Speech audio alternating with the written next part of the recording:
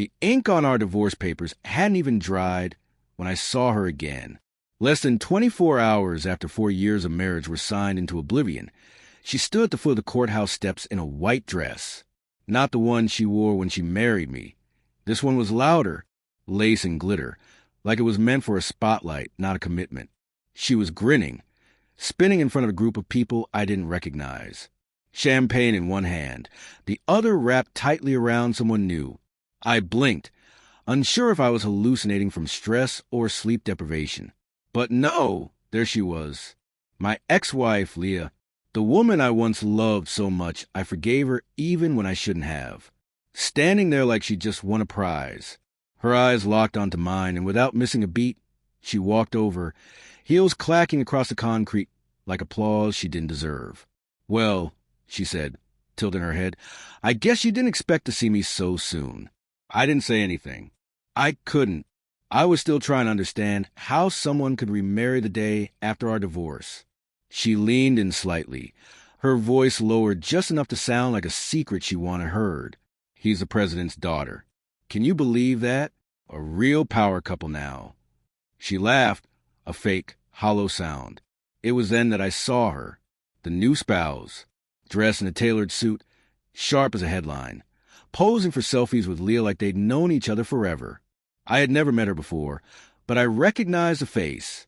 She'd been in the news, fundraisers, state dinners, ribbon cuttings. And Leah?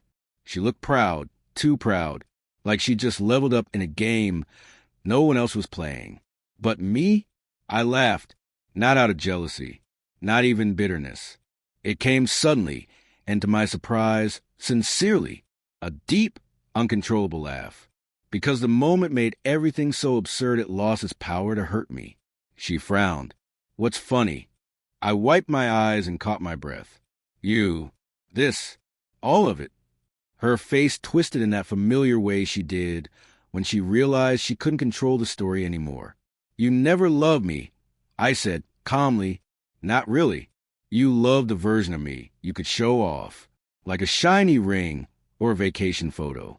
And now you've upgraded. Congrats."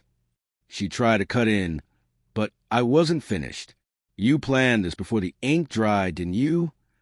I asked. "That's why you were so eager to settle, to be amicable. You weren't moving on. You'd already moved in." Leah's smile faltered. She glanced back at her new bride, like she needed confirmation. This wasn't falling apart already. I almost felt sorry for her. Almost. You see, our marriage had died long before the paperwork. Slowly, quietly, in ways that didn't make headlines or arguments. It died in silence. In her late nights, that didn't need explaining. In the phone, always flipped face down. In the sudden coldness that felt like winter moved into our bed and never left. The signs were there. I just didn't want to believe them. But now, it all made sense. The lies, the distance, the emotional vacancy she disguised as stress. It wasn't stress. It was detachment. She had already chosen someone else. I turned to leave, but something pulled me back. Not to her, to the version of me that used to need her approval. "I hope she gives you what you're looking for," I said. "And what's that?" Leah snapped, defensive now. "An identity." With that, I walked away. The truth? I was never angry she moved on. I was angry that I stayed when I knew I was already alone. Angry at myself for needing her love to feel like I mattered. But that laugh, that moment when everything collapsed under the weight of its own ridiculousness, was the beginning of my freedom. In the months that followed, I moved to a smaller city, took a job that made less money but gave me back my peace. I started writing again. I saw my friends more. I dated, slowly, with caution and honesty. Leah showed up in tabloids now and then, mostly at events, holding hand with her new wife, smiling like she never knew me. That was fine. I didn't need to be remembered. I just needed to forget the version of myself that believed I was only lovable if I was chosen. Some days, the pain still came back, like a whisper, but it never stayed long, because now I knew better.